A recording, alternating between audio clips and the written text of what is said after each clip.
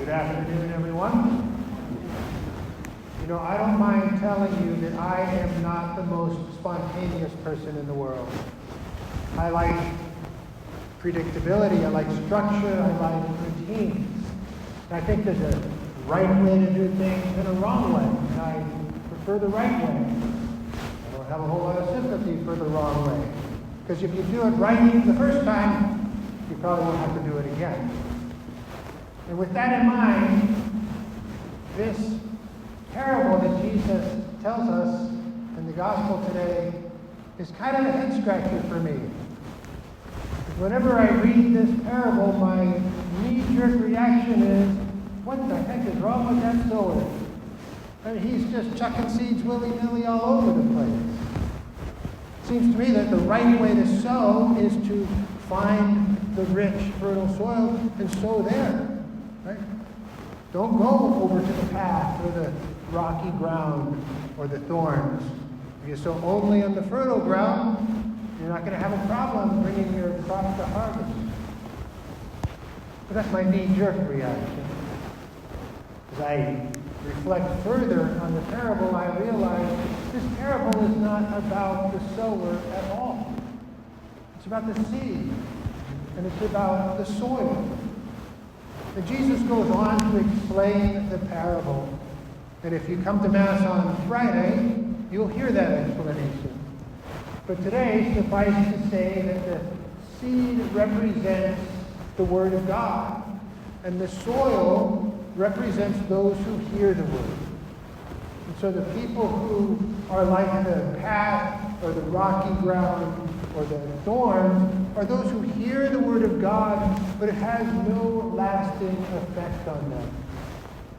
And the people who are like the rich soil are those who hear the Word of God and understand it, and it changes them, and it impacts their lives. And hopefully, that describes us, those of us gathered for Mass today. And when we hear the Word of God and we understand it and it changes our lives, we become sowers. Because we cannot hoard the Word of God. We can't keep it to ourselves. We have to share the good news. And when we do that, when we share the good news, we're sowing the seeds of faith. And to sow the seeds of faith, we cannot be so targeted as to seek out only the rich and fertile soil, because we don't know where it is. We don't know where is the rich soil, where is the path or the rocky ground or the thorns.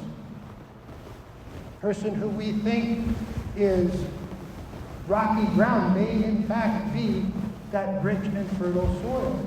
And so we have to be like the sower in the parable. We got to chuck that seed willy-nilly all over the place.